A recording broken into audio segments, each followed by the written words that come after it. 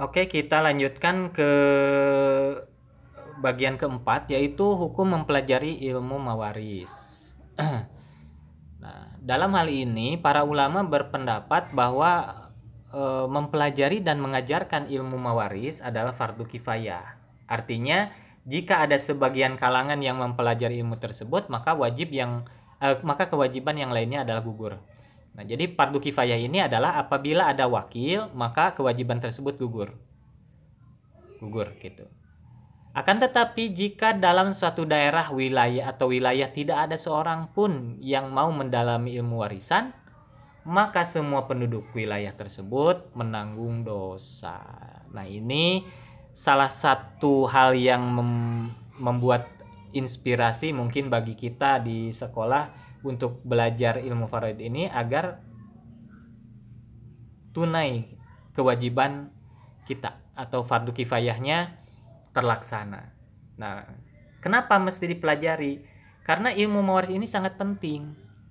Di mana Rasulullah bersabda, "Ta'allamul Qur'ana wa'allimuhun nasa." Pelajarilah Quran dan ajarkanlah kepada orang-orang. Wa ta'allamul fara'ido, dan pelajarilah ilmu faraid, wa'allimuhan nasa, dan ajarkanlah kepada orang-orang. Fa inni, maka sesungguhnya aku, kata Nabi, imru'un makbudun, adalah seorang yang akan meninggal. Wal ilmu marfu'un, dan ilmu juga akan hilang. Diangkat dengan meninggalnya orang yang memiliki ilmu tersebut.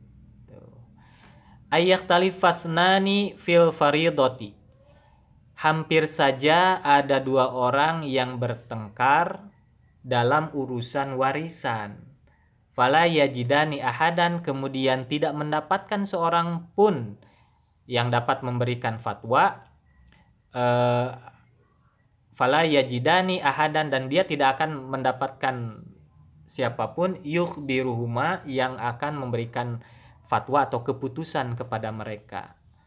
Nah, ini sesuatu hal yang menjadi amanat dari Rasulullah bahwa mempelajari ilmu faraid ini sangat penting. Bahkan ilmu faraid ini adalah ilmu yang pertama kali diangkat oleh Allah, menurut sebagian keterangan. Jadi di sini disimpulkan bahwa mempelajari ilmu mawaris tidak bisa dianggap sebelah mata, terutama bagi pendakwah atau penyeru kebaikan, para dai, para ulama. Walaupun hukumnya adalah fardu kifayah, tetapi dalam kondisi tertentu saat tidak ada seorang pun yang mempelajarinya, maka hukum mempelajari ilmu waris berubah menjadi fardu ain. Nah, gitu. Jadi ini adalah hukum mempelajari ilmu waris. Dan ilmu mawaris ini pada dasarnya sudah jelas dalam Al-Quran itu, di surat An-Nisa secara gamblang dijelaskan tuntas oleh Allah. Maka dalam surat An-Nisa ini ilmu faraid ini tuntas dibahas. Walaupun nanti ada ikhtilaf yang dalam teknis perhitungannya itu ada ikhtilaf. Nah, ini adalah cabang-cabang ilmu yang memang harus kita ketahui. Nah, kemudian tujuan ilmu mawaris yang pertama adalah memberikan pembelajaran bagi kaum muslimin agar bertanggung jawab. Nah, keduanya menyodorkan solusi terbaik terhadap berbagai permasalahan seputar pembagian harta waris. Yang ketiga, menyelamatkan harta benda si mayit hingga tidak diambil orang-orang yang zalim atau tidak berhak menerimanya. Nah, ini tentang tujuan ilmu mawaris. Kemudian sumber hukum ilmu mawaris, pertama Al-Quran dan hadis. Di antaranya surat An-Nisa ayat 7, lirijali nasibum mimma tarakal walidani wal aqrabuna walinisai nasibum mimma tarakal walidani wal aqrabuna mimma qalla minhu au katsura nasibam mafruḍo. Lirijali, bagi laki-laki nasibun memiliki bagian mimma tarokal walidani dari peninggalan ibu bapaknya, wal akrobuna dan kerabat-kerabatnya, walin nisa'i nasibu mimma tarokal walidani wal akrobuna, dan bagi perempuan juga ada hak bagiannya pula dari harta peninggalan ibu bapak dan kerabatnya, mimma qala minhu au katsuro, baik sedikit atau banyak, nasibam mafrudo, menurut bagian yang telah ditetapkan. Kemudian Allah juga berfirman dalam surat An-Nisa ayat 11 sampai 12. Nah, ini tidak akan saya bacakan dulu ya.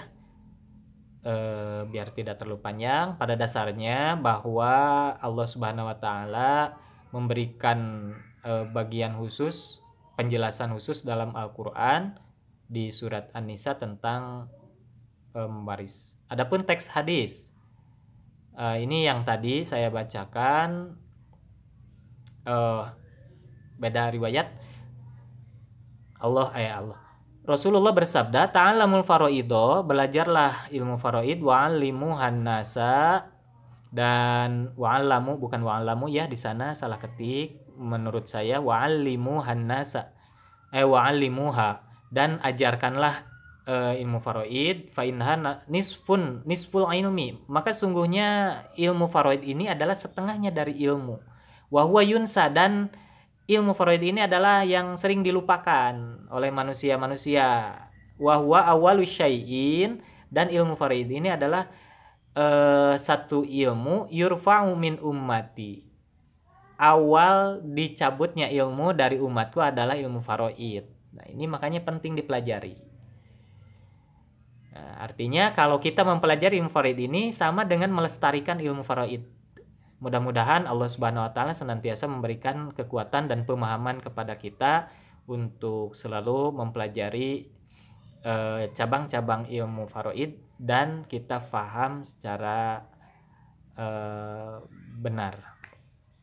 Kemudian kedudukan ilmu mawaris. Ilmu mawaris mempunyai kedudukan yang sangat agung dalam Islam yang menjadi solusi efektif bagi permasalahan umat terkait pembagian harta waris.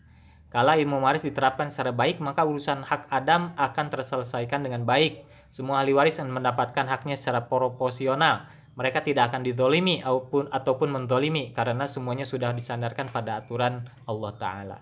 Nah, kita sering mendapatkan informasi ketika orang tuanya meninggal, kemudian memiliki banyak anak, dan di antara anak-anaknya itu masih ada yang kecil-kecil, sehingga habis harta warisannya itu anak yang kecil tidak terbagi karena masih kecil, bisa dibobodo, diambil oleh kakak-kakaknya yang rakus. Nah, misalnya seperti itu akan terjadi kalau tidak ada aturan. Dan Islam sungguh mengecam perilaku seperti itu. Kita tahu bahwa ketika seorang itu meninggal orang tuanya, maka dia termasuk anak yatim. Perlindungan anak yatim ini oleh Rasulullah sangat diutamakan, sehingga Rasulullah disebut sebagai Abul Yatama, bapaknya para yatim, karena begitu besarnya penghargaan dan perhatian Rasulullah kepada anak-anak yatim. Makanya kalau ada seorang yang mengambil atau merampas hak-hak anak yatim, maka tunggulah Allah akan memberikan hukum